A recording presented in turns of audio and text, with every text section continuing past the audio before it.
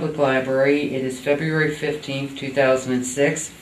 We are interviewing Daniel L. Daniel, and the interviewer is Janet Skank, the director of the Peabody Public Library. Dan, did you enlist in the Army, or were you drafted, or you were in the Navy, weren't you? I'm sorry, I forgot to get your information on the tape. What branch of service did you serve in? United States Navy. And what did you serve during? In the Korean War. And your rank? I was YN2, which is a yeoman. Yeoman. That's the same as a secretary. Okay. And where did you serve? I served in Little Creek, Virginia. Okay. We'll get to, did you enlist or were you drafted? I enlisted. Okay. So the draft was, did you suspect you were going to be drafted?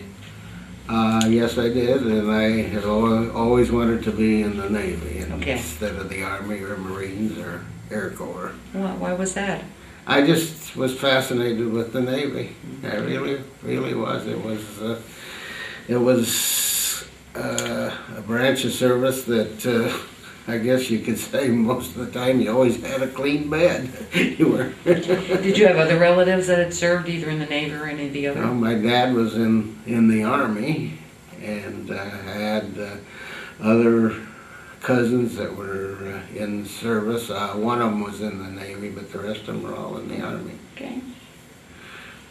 And you enlisted in 1951? Right. 1951. June the 27th. Or June the 28th I enlisted. Had the war started by then? Oh yeah. Mm-hmm. Had it? Mm-hmm. Okay.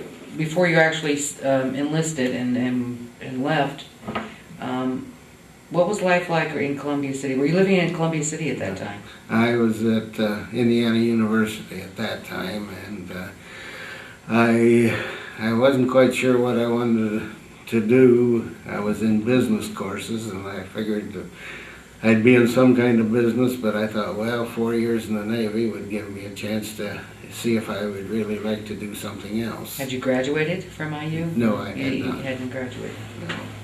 Okay. Were you married at the time? I got married in 1952, so when I enlisted I was not married, but I got married the next year. But your family was in Columbia City? Yeah. My wife was finishing school at Lutheran Hospital School of Nursing, and then we were married on September the 14th of '52, and she stayed home after our honeymoon and took her state board exams. Then she came to Norfolk, where I was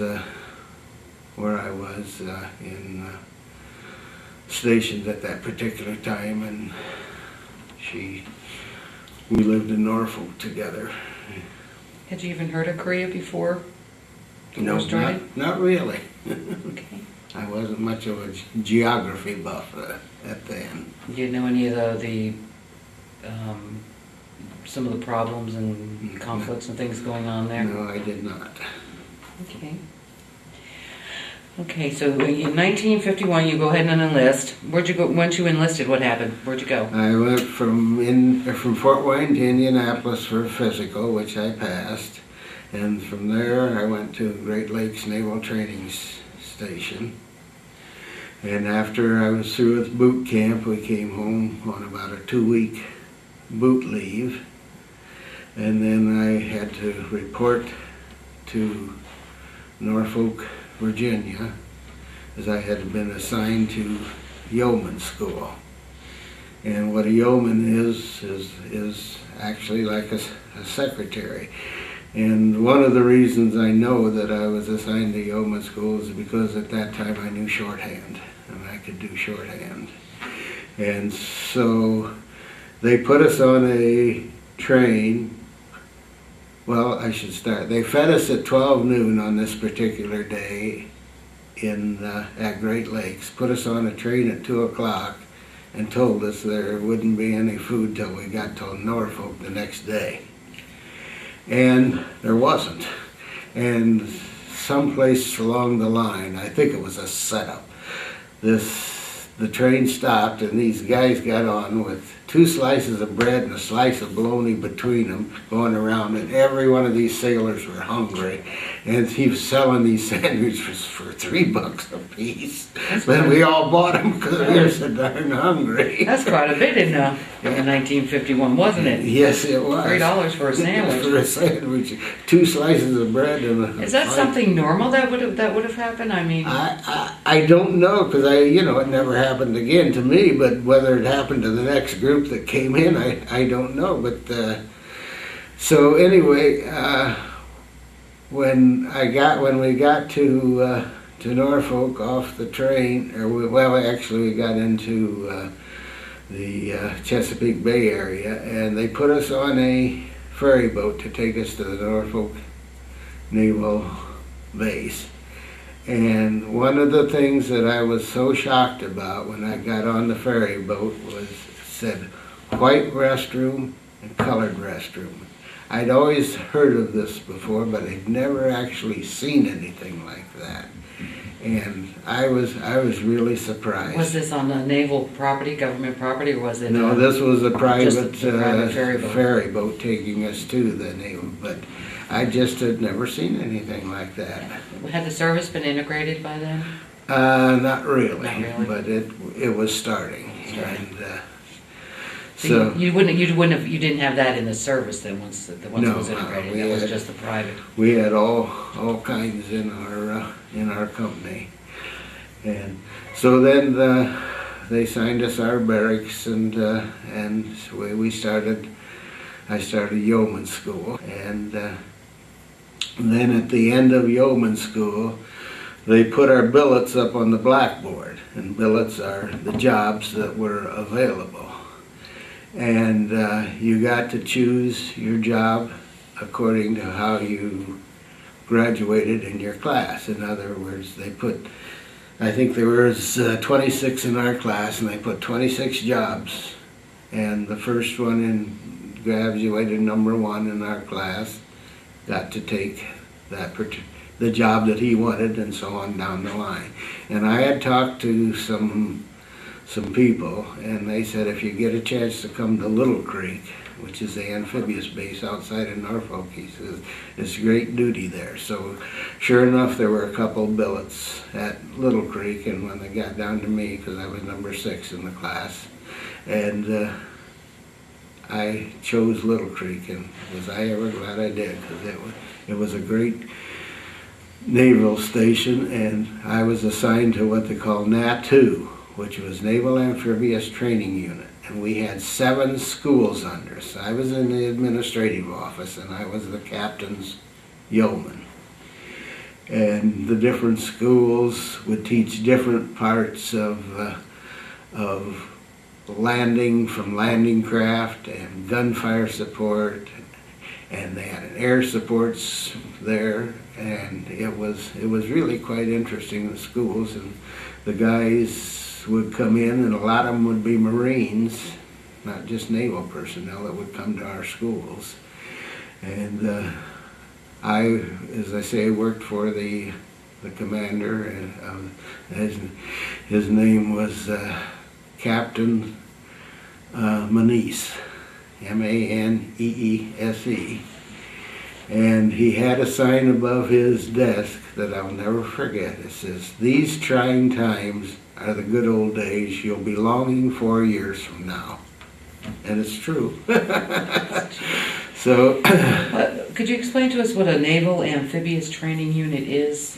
Well, it's the ones we taught the fellas how to work and get off a landing craft when they go to make a beachhead landing. Mm-hmm. We taught them how to get on the craft, how to protect themselves on the craft, how to get off the craft, because when that craft comes in, it's going very fast, and they drop the front of the craft down so the guys can get off. And the main thing is, when you get off, you have to split to the side, because if you get into the front, jump off the front, if you'd happen to slip, this landing craft is still moving, and you're underneath it, and you never get out of it. And that has happened. It didn't happen when I was there, but it had happened. The captain told us. And so then that was one. Then we had gunfire support school, and it was where they taught these guys that ran tanks and things like that, Marines especially, how to support the troops that were on the ground, how to fire over their heads, and so that they Would that be firing from ships also? yeah, there was some firing from the ship, but most of this was land firing, and so that the guys wouldn't be hit by friendly fire. And then let's see, another one of the schools was air support school, where we taught them about coming in on parachutes, and that was basically Marines there too. And so it was very interesting work. And since I could take shorthand, I was used quite a bit. I mean, not only for my own captain, but I even had to go over. There was a Marine Corps base general across the street, and I was called over there several times to if his yeoman was on leave or something. I was called over there to take shorthand for him. So like during meetings or something like that, when they would do something like that? And then I'd have to go back and type it up. We didn't have recorders. Now, your wife was with you by now? Yeah, she was in Norfolk, and she got a job at the Norfolk General Hospital, and she got into where she saw a lot of integration there, because so many of the nurses' aides were African Americans, and they stayed with their side, and they did their work, and it was just something that neither one of us had ever seen before. And how did were you on, was it a 9-to-5 job, or how did that? Basically, and then once in a while I would be put on guard duty, that I'd have to stay on the base maybe till midnight, from 4 till midnight on guard duty, and we would help at the gates to let people in and out, and made sure they had their passes and things. But that wasn't very often. But mostly it was a 9-to-5 job, and weekends off, and it was just like a civilian job almost. Well, except you had to wear a uniform to do it. You wore a uniform. That's true. What was outside of the base then? What was life like? Well, we lived off the base, Okay. and of course we would buy everything we needed on the base because it was so much cheaper. And my wife and I were fortunate enough that we had enough money that we could go to the PX for groceries the day before payday, and they were stocked to the gills with everything, and we could just walk right through and get our 2 weeks supply of food, and then go. And the next day you just couldn't get in there. They were so packed because so many of the couples lived from hand to mouth. But we were fortunate enough with our working nursing that we just had enough money to be able to get in before the big crowds. And How much did the Navy pay you then? Boy,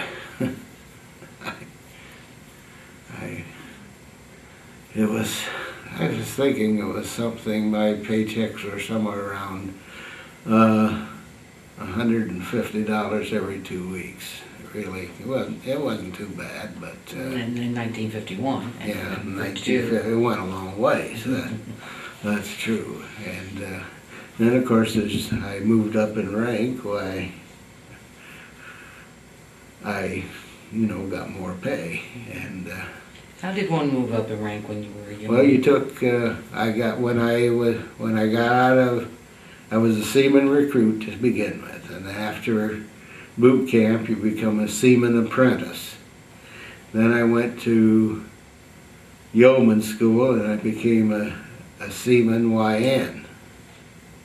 So then you start to take tests and I took tests every so often that I became a YN3, which was a yeoman third class, and I took another test later on and became a YN2, and then I took tests for YN1 and YN chief, but I wasn't in long enough to attain those ratings.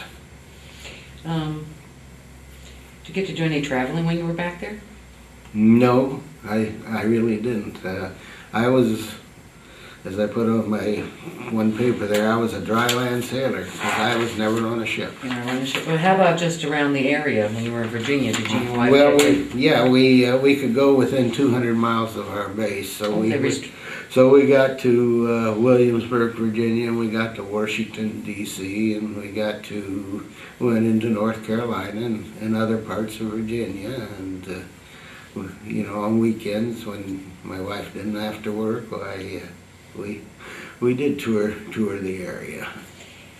When you were on, you did receive some leave though every once in a while, didn't you? Yeah. Did you come back here to Columbia City? We always came back because her folks are here and my folks are here, and so. How often did you get leave like that?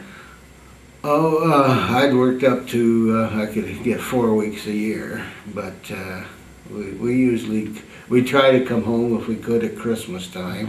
But about half of them could go home from before Christmas till about the 28th of December, and the other half could go from the 29th through New Year's, you know. And so we tried to get Christmas off each year, and we did most of the time. But by 1954, we had our first son down there, and so it was different traveling with a baby. Especially in 1954. Right, that's true. You didn't have to buckle them up in car seats and all that. It took a little longer. Yeah. When you came back to Columbia City, what kind of reception did you get?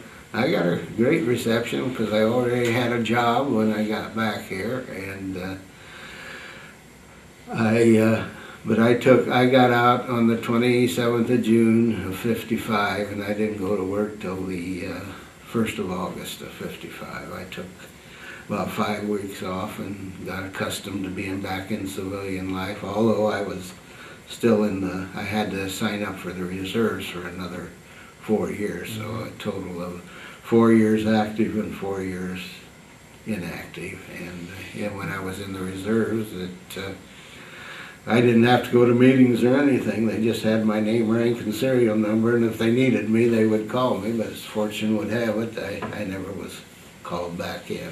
Okay. How about the people you met when you were in Virginia?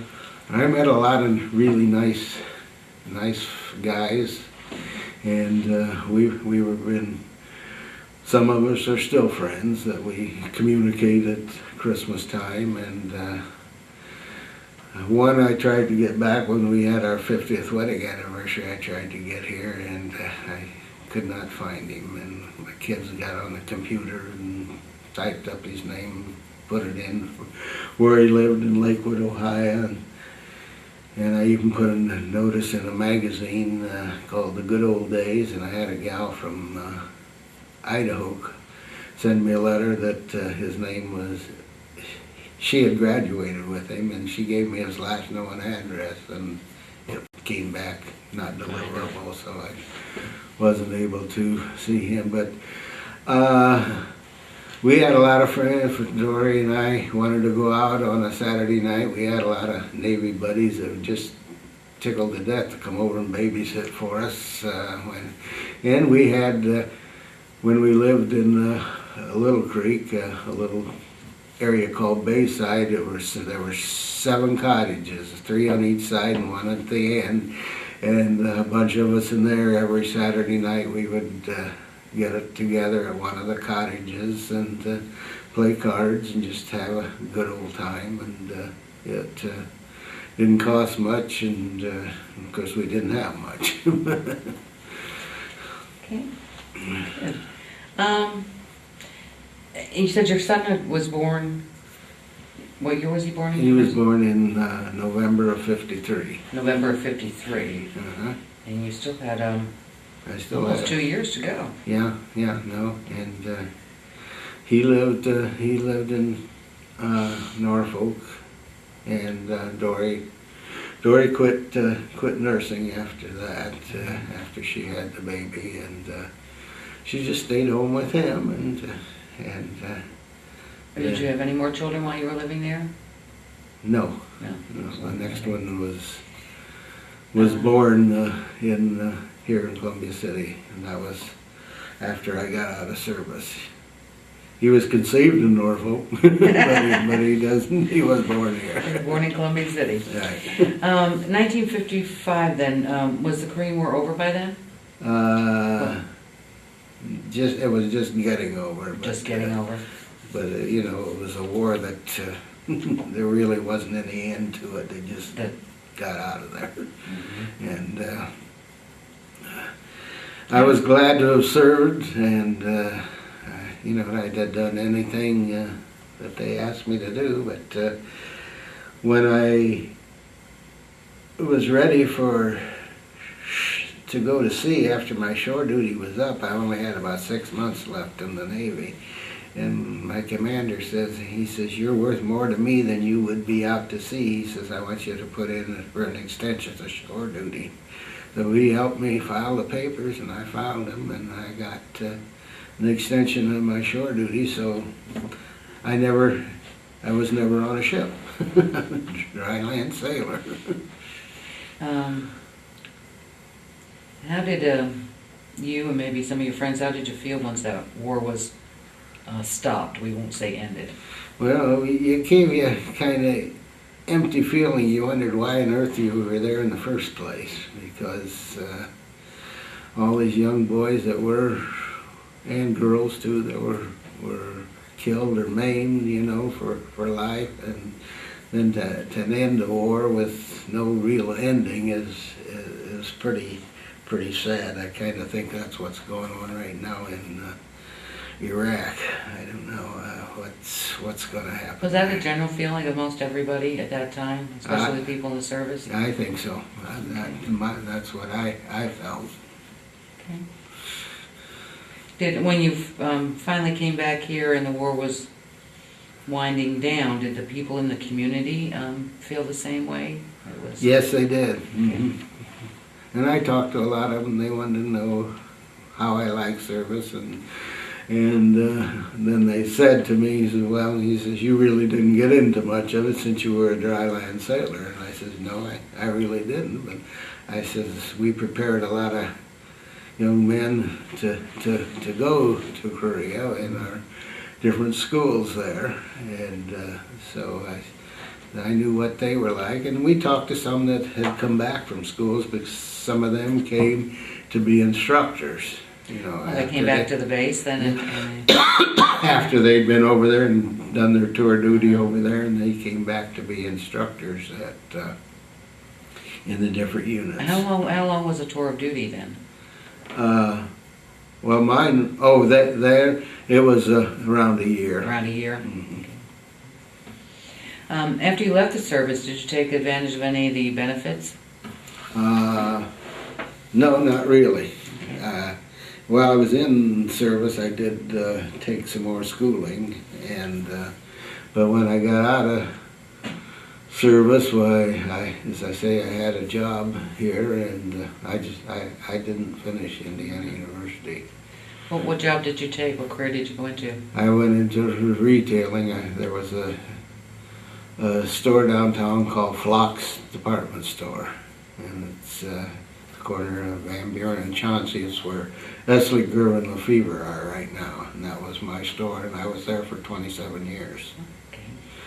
And when the store closed in 1982, I didn't know what I was going to do, so I ended up selling monuments, and did that for about 20 years, and then I retired in 2002. Of course, I had an interim job cleaning the library. Did you ever participate in anything like the VFW or the American Legion? American Legion, I've got a plaque at home that I've been a Legion member for over 50 years. And I have been the chairman of their flag committee, I suppose, since about 1975 maybe. And what I do each year is we have all the cemeteries in Whitley County, and we take flags to the cemeteries. And I do about 20 cemeteries myself with at that time a lot of my kids help, and now my grandkids help. And then I have a group of about 5 other guys that go to other different cemeteries, because there's about 40 some cemeteries in Whitley County alone. And we put flags at the entrance to the cemeteries because you just can't keep up with all the veterans and that are in the cemeteries. And so if you miss one, it would make people unhappy. So we put them at the entrance and let them put them at their. Oh, I see. So somebody can take it and put it on the. They put it on the I see. Okay. And I do about 240 flags a year, and other ones do close to the same amount. You know, we pass out well over 1,000 flags a year. What do you think is the best thing you got out of your service? Oh, how to deal with other young men, you know, from all walks of life, and African Americans that I'd never been around because we didn't have any in Columbia City at that time. And I'll have to tell you a story about my mom. I was at Indiana University at that time, and we came home for a weekend. And this one young boy was an African American that came home with us. And my mom said, we left early in the morning, my mom said she'd have breakfast for us. And so everybody piled out of the car and we went in the house. My mom, my roommate was with me of course, and 2 other guys, and one of them was an African American, and my mom kissed me and he kissed my roommate, kissed the African American and the other young man too. And I had one of them tell me afterwards, after the others had gone home, he says, boy, my mom would have never done that. But my mom never had a jealous bone in her body, or she was not anti-Semitic, and I never was either. And so when I got into service, I had some very good friends that were, I don't know whether it's proper to say black anymore or not, but they were, but I learned there's some of their habits, and it was an interesting life, and you learn to get along with everybody, and how some people were very, very neat and how some were not neat at all, and how they learned after they'd been in service that they better be neat and clean and everything. Well, is there anything I've forgotten to ask you about, or something you want to tell us? You know, maybe some experiences that you've had, or? Well, one experience I had is I knew I wasn't going to be any kind of a gunner, because when I was at Great Lakes and we had gunnery training, and we had these huge shells we had to put in the gun. Well, I put it in backwards. Oh my! And the chief gunnery officer came over and he says, "You're never going to make a gunner." So I never. They didn't try to fire it, did they? No, they couldn't have fired it. They wouldn't have fired it. It didn't. It wouldn't have gone anywhere. It wouldn't have gone.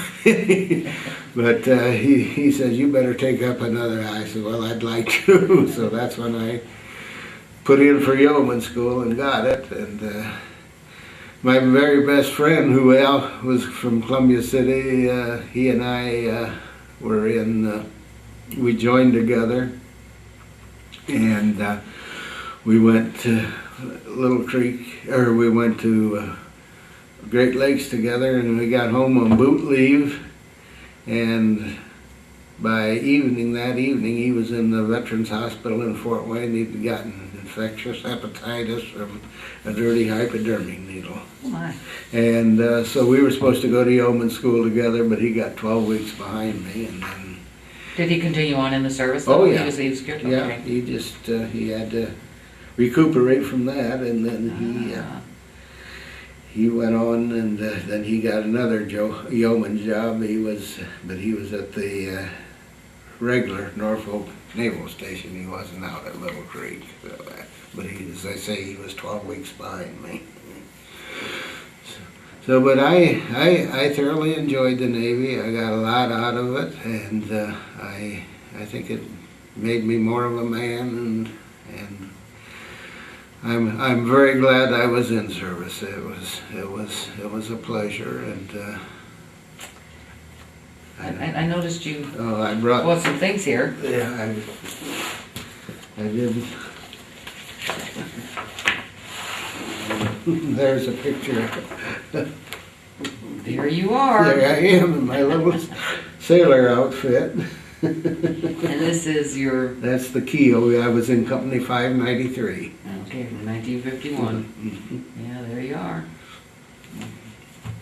Yeah, and yeah, let's see what else. This is my honorable discharge.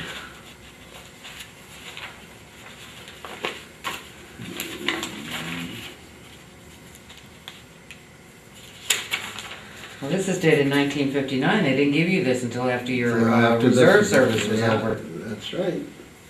Yeah, because there's June '55 when I got out of service, and there's all my service from the reserves. Reserves. Huh. And, Naval Training Course certificate.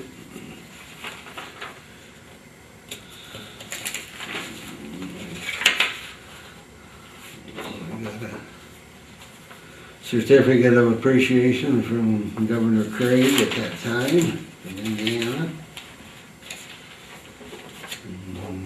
Well, that's interesting. I didn't know that the governor did things like this.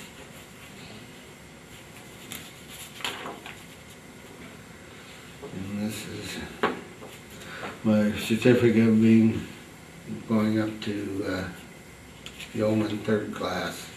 Okay. And that's just a copy of my discharge papers that I had registered. DD 214s or something? Yeah.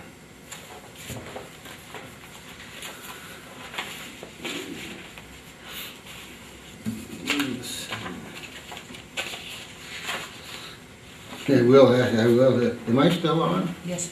I will have to tell you about one of the guys that were in he was so glad that he was out of the Navy, and he went across the street from the naval station when he got discharged and set his sea bag on fire. And he forgot that he was still in the reserves then, and the MPs came over, Shore Patrol came over and picked him up and took him back, and last I knew, from a friend of mine, he went to the brig, so what happened to him from then? But he went just across the street and set his sea bag on fire. Oh, shucks. We went back to Norfolk about 4 or 5 years ago when we were on vacation, and when I was at Norfolk in 51 to 55, we had 1 main gate, and when we went back this time, we had 5 main gates. And I was allowed on the base, and we drove around and around and around, and it was so huge that I had to stop once and ask, when I got to a certain spot, how to get back out, because it was so big. I recognized just a few of the buildings, because my, believe it or not, my barracks was still there, and my office building was still there.